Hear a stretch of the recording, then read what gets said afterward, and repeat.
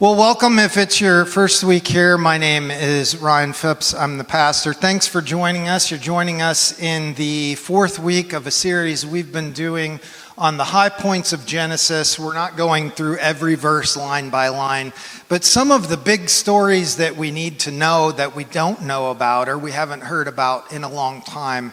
That's what we're going through this week. In week one, we looked at the creation story. How something was here before us. We don't quite know how to fully define what that something was and that something is. But something was here before people. And the universe did not need people to exist. But we exist. In week two, we looked at those first people, the story of Adam and Eve, and how they were not created as full-grown adults with a complete knowledge of the world. They came into the world like we all do. They were children, they were preteens, they became young adults. And as they grew up, like all children do, they insisted that they knew better. They insisted on their own way. In week three, we looked at Noah and the flood. You might think that story where Steve Carell keeps growing all of the beard and everything was something that was made up in LA, but it's not. It's from a story in the Bible, Noah and the great flood. And then today, we join the story after the flood. The flood waters have receded. The ark, the boat that Noah built, lands up in the mountains. And Noah and his family settle there in the mountains. And they start having babies who have more babies, who have more babies, who have more babies, on and on and on. And generations pass. Some scholars think it's about 300 or 400 years. And the world starts to repopulate again. People start to spread out as they do, and they eventually make their way down to the plains between the great rivers again.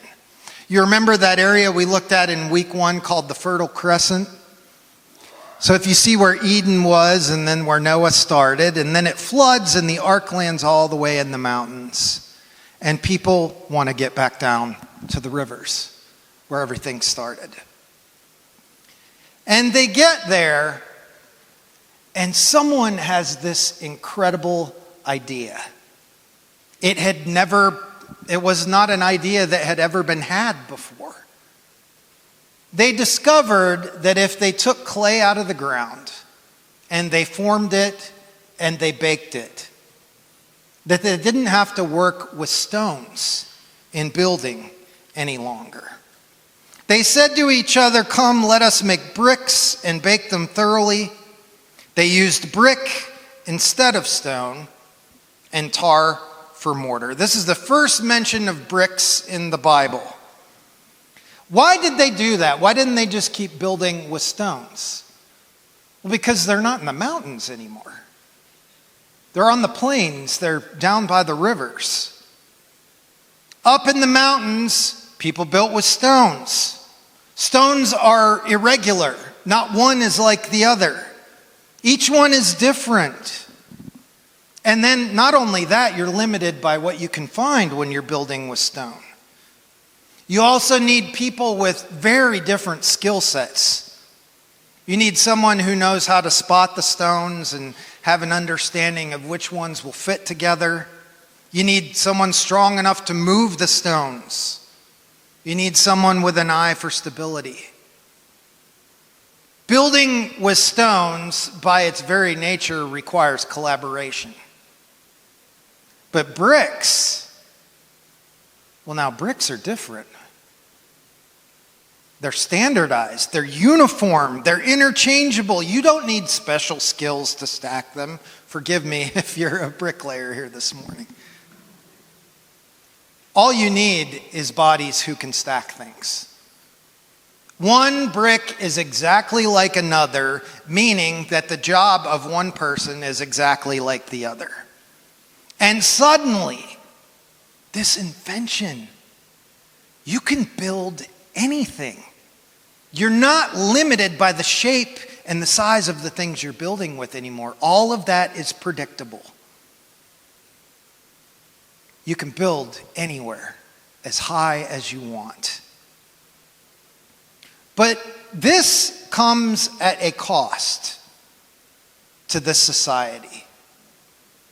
This new innovation, this new way of building things. It became something that stripped the workers of their humanness. And because of this new system that was set up, anyone who didn't measure up became replaceable, easily replaceable. Workers could be swapped out for newer ones when they couldn't stack anymore. Forget their intellect, forget who they are as a person, forget their talents. They're here to stack bricks, and if they can't do that, they're of no use. And at the very heart of this new efficient system, they're using it to build a giant tower, the largest structure in the known world at the time. Today we call it a ziggurat. Genesis 11:4 says, "Come, let us build ourselves a city with a tower that reaches to the heavens, so that we may make a name for ourselves. Otherwise, we will be scattered over the face of the whole earth." And this is what that looked like. We have an artist's rendition of it here. It would have looked very much like that there between the rivers. This is about power. This is about wanting to be first, wanting to be the envy of all civilization, wanting to be in charge. It was not about going slow and taking the time to be creative. It was about drones stacking bricks. And no one wanted to know their names. Productivity, bigger, more. And if someone got in the way, they were just quietly replaced. Verse 5 says, God saw all of this and came down to the city, and he saw the tower. And he said, if as one people, speaking the same language, they have begun to do this, then nothing they plan to do will be impossible for them. God isn't surprised. He's not threatened. No, in fact, he's very concerned. He sees people championing a system that shaped the children of God into replaceable tools. Human beings using other human beings to make a name for themselves. Not much has changed, has it? And God, the same God that we read about in the flood, that was brokenhearted when he saw his creation filled with violence, every thought of their minds only evil all the time. This same God comes down, he sees the system, he sees the tower, and he starts to feel that ache again. Why are they so hell-bent on doing this? Why can't they see that it's supposed to be better than this? It can be better than this. I created you to be creative beings, not drones. And God asks himself, do I let them continue until they destroy themselves again? Or do I intervene? After the flood, God promised he would never flood the world again because it broke his heart. So instead, he decides to scramble their communication. The text says, come, let us go down and confuse their language so that they will not understand each other. So the Lord scattered them from there all over the earth, and they stopped building the city. They were cooperating, but they were cooperating in a system that was just turning people off. Just telling them that who they were as individuals did not matter. Just stack the bricks. And I guess that God figured that maybe if he disrupted their language and they couldn't communicate, maybe they would start forming in some smaller communities in hopes that they would remember that they need one another and that people have gifts.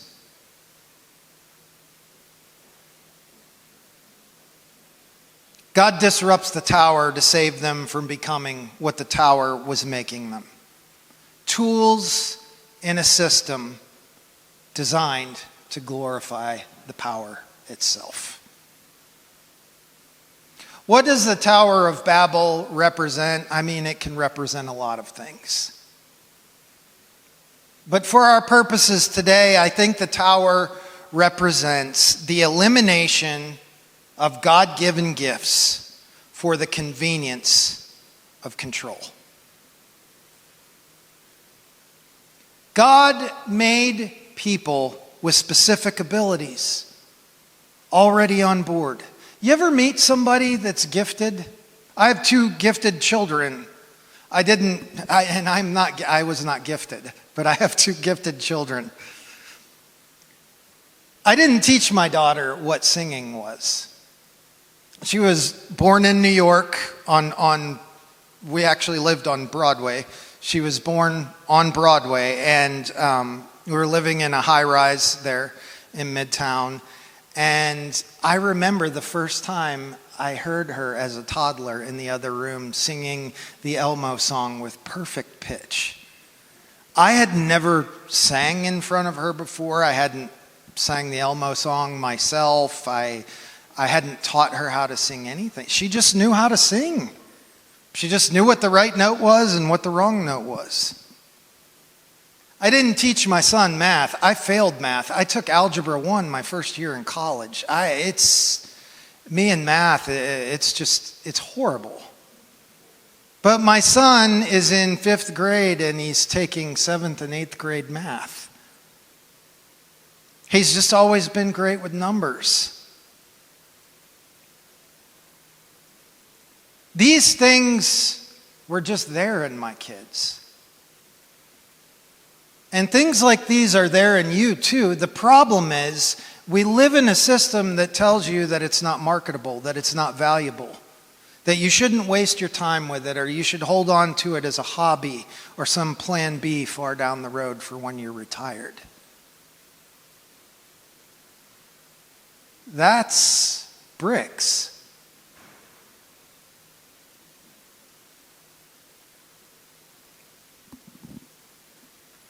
My daughter doesn't like math, and my son can't stand it when his sister sings. But think about the chain of people and events and experiences that have got them to where they are with their gifts. Someone needed to recognize it. Someone needed to have a passion for showing them how to develop it.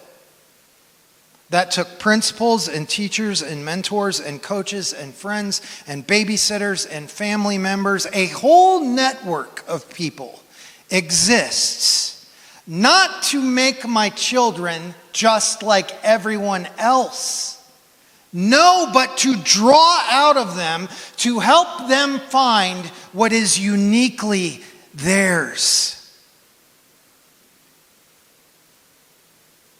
And guys, forgive my language this morning, but the system that we live in takes a dump on those kinds of people, especially when it comes to the arts, especially when it comes to creativity. We treat them as entertainment. We forget that almost everything is creative. At no point in the process have my kids been told to acknowledge reality and to get in line and just become tools. And friends, this morning, you know something? When you operate in your area of giftedness, and I'm talking about the gifts that so many of us have that we never name. Those of you who are able to walk into a room and scan across it with your eyes, and that one person just pops out of the whole landscape. And you know that for some reason, you don't know them, you don't know why, but you know that they're hurting. You know that they just need someone to talk to. You know how valuable that gift is? It's priceless. Some of you in this room, I see you with your kids, and you're so good with children. I see some of you parenting your kids, and I think, maybe I can parent like that once I get out of elementary school. Some of you have the gift of restlessness, where you see something that is doing more harm than good, and you can't rest until you do something to make it a little better. Did you know that's the gift of God?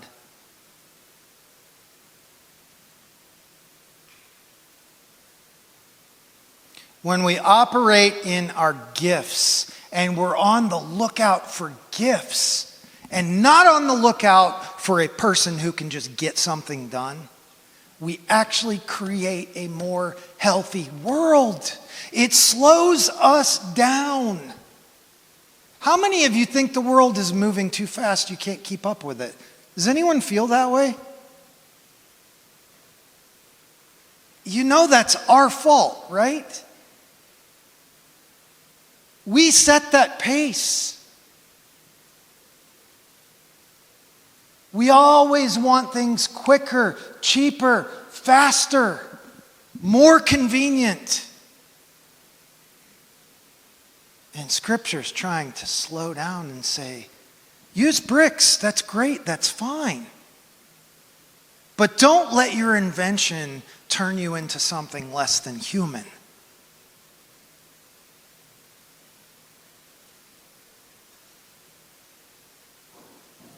Let me ask you an honest question this morning. What are your bricks? What are those things that are trying to get you to look at other people for nothing more than what they can do for you to help you accomplish the vision of your life? My bricks are probably bricks that a lot of us have. Artificial intelligence is one of my bricks. I don't know about you, but I can't get enough of it. Oh my gosh, I just could swim in it for hours and days. But you know what's bad about it? Sometimes I use it to avoid having to interact with people because I'm not a people person. On my worst days, I find people to be pretty self-serving. I find that so many people just want something from me. They don't want something for me. But AI, it only cares about me. I'm its sole focus. It creates an instance of existence just for me. And if I don't like that instance, I close the window and open a new one. And it's like nothing ever happened. I'm just wonderful. I'm the center of its attention always. And it never wants to take advantage of me. It just wants to make me smarter, make me better. Helps me study and write better. But how far is too far?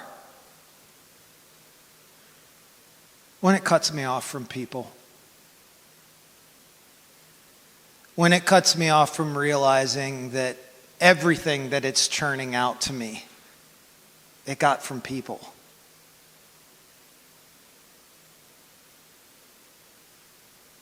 Social media? Anyone? Anyone on Instagram? You're a liar if you don't raise your hand. I could watch reels all night. Actually, there have been a few times where I went to bed late and I was watching reels and the sun started coming up outside the next morning. Oh, sometimes I've fallen into a social media pit, but I love it. I love it.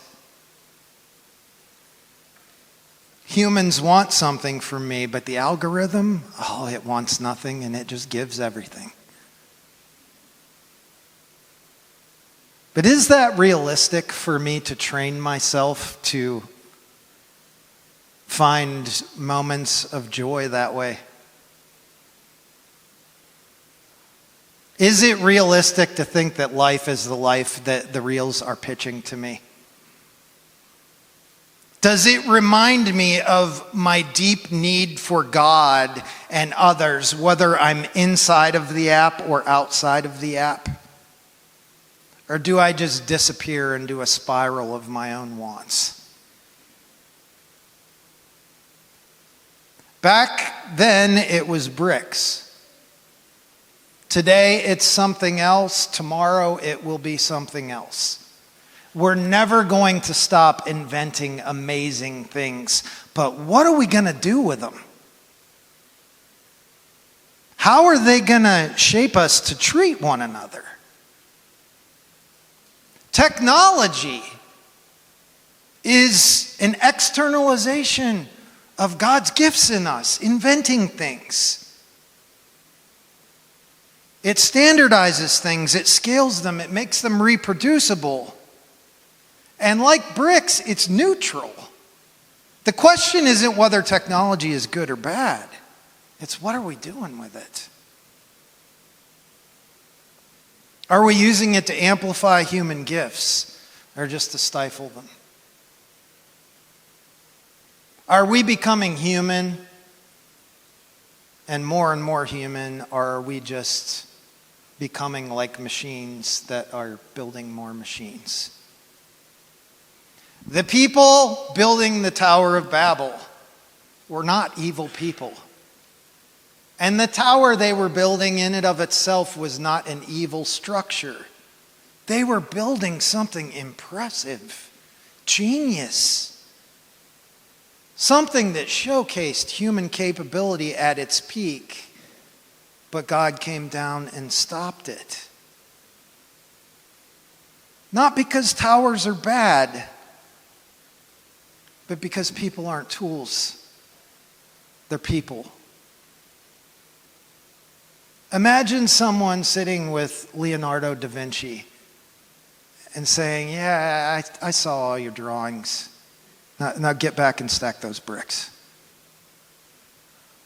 Wow, how lost we would be.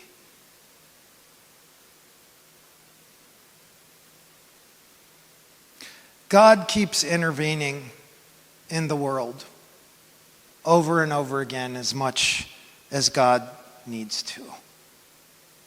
And God does this out of mercy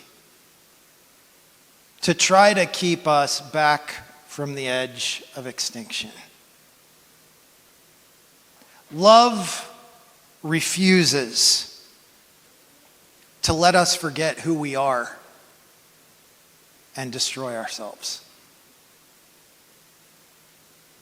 Are we aligning our lives and our work and our rest and our dreams and our talents and our relationships to serve others with our gifts or to be served? If it's the latter, The most loving thing that God could do would be to break apart what we're building before it breaks us.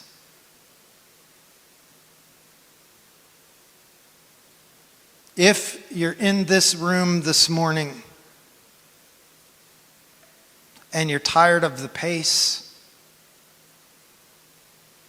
you're tired of the expectations, of all that it takes just to look good and look capable and feel put together, I have news for you this morning. That's a carrot you're going to be chasing for the rest of your life. The minute that you lean into it, it just wants more. The minute that you think you accomplished something, the very moment after, you're no longer good enough. You need to do more. God is trying to get us to stop thinking this way so that we might stop living this way. So that we might have more time. So that the things that we build, the things we create might last longer.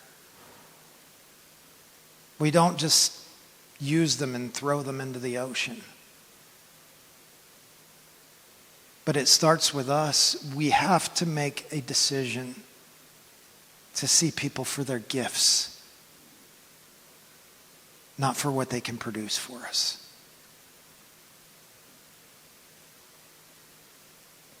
In that better world, are there trillionaires?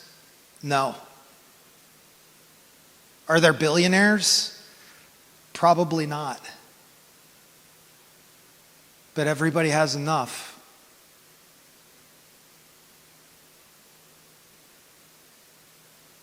I want that. And I want that to start in me. Would you bow your heads and pray with me?